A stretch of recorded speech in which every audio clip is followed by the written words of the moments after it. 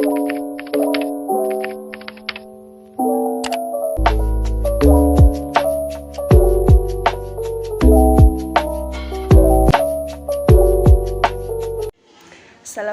warahmatullahi wabarakatuh.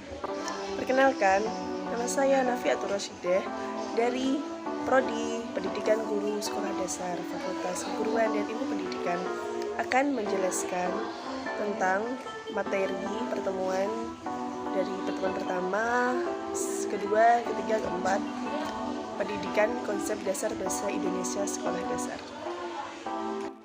Pada pertemuan pertama, saya akan membahas tentang hakikat bahasa. Apa yang selama ini kalian ketahui tentang bahasa?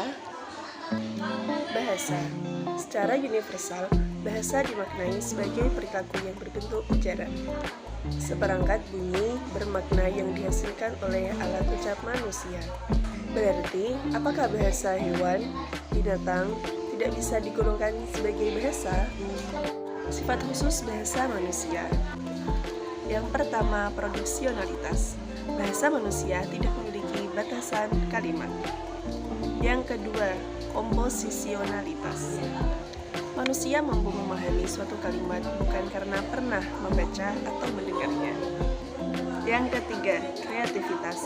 Manusia dapat menentukan kalimat-kalimat yang akan diucapkannya sesuai dengan konteks.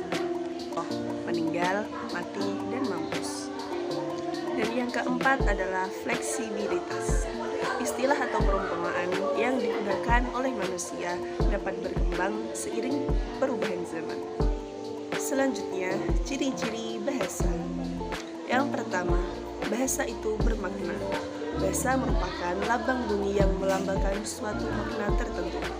Contoh, lambang bunyi singa akan mengacu pada binatang buas yang menjadi raja hutan.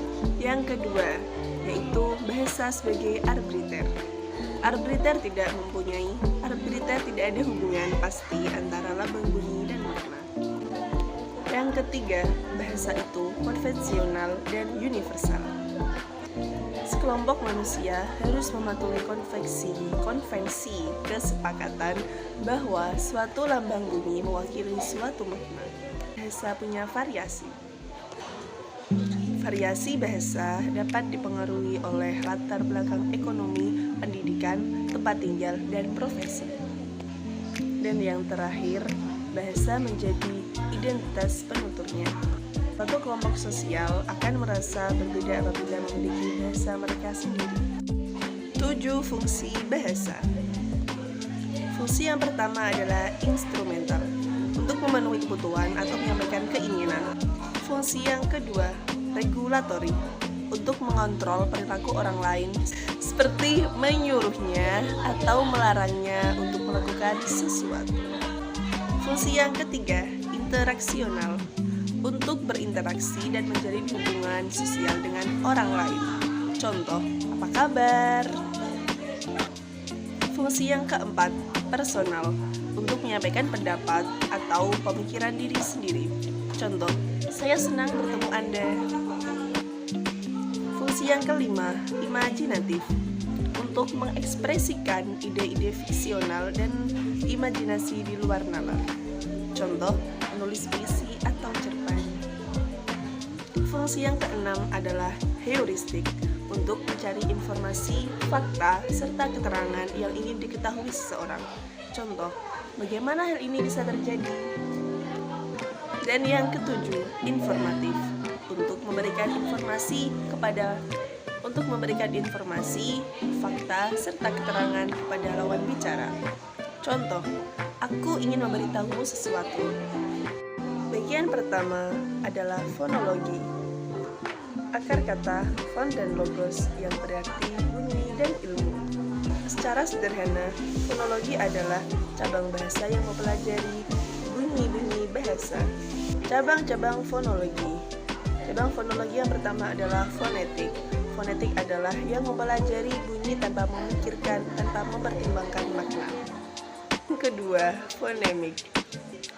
Selanjutnya adalah klasifikasi bunyi bahasa Indonesia. Yang pertama, vokal.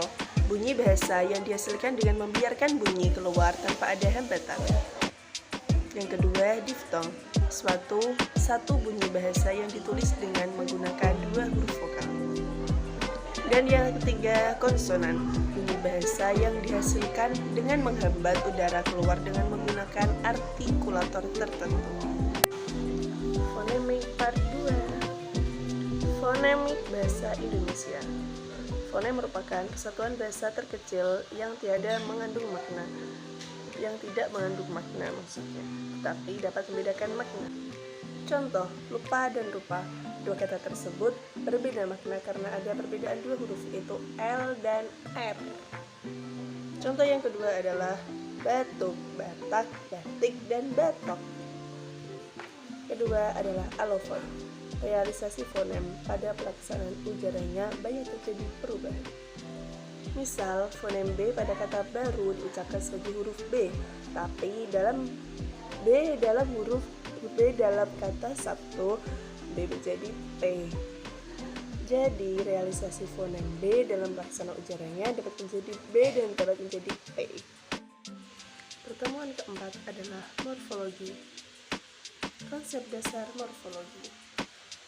Morfologi merupakan cabang ilmu bahasa yang mempelajari seluk-beluk kata serta pengaruh perubahan bentuk kata terhadap golongan dan artikel. Selanjutnya ada istilah-istilah dalam morfologi. Istilah dalam morfologi ada morfologi, bentuk dasar, aksem, akar, dan pangkal. Pertemuan kelima membahas sintaksis. Pengertian sintaksis. Sintaksis merupakan cabang ilmu linguistik yang membahas tentang struktur internal kalimat, yaitu kata, bahasa, pausa, dan kalimat. Fungsi sintaksis. Fungsi sintaksis dibedakan menjadi 5, yaitu subjek, objek, predikat, lengkap, dan keterangan. Sintaksis bagian 2. Welcome to class frasa and klausa. Frasa adalah konstruksi atau satuan gramatikal yang terdiri dari dua kata atau lebih, yang tidak bisa klausa dan umumnya membentuk kata klausa. Contoh frasa adalah baju baru itu, bisa berfungsi sebagai subjek dan objek. Misal, Tania membeli baju itu kemarin. Baju baru itu dibeli Tania kemarin. Yang kedua adalah klausa. Klausa adalah satuan sintaksis berupa runtutan kata-kata berkonstruksi predikatif.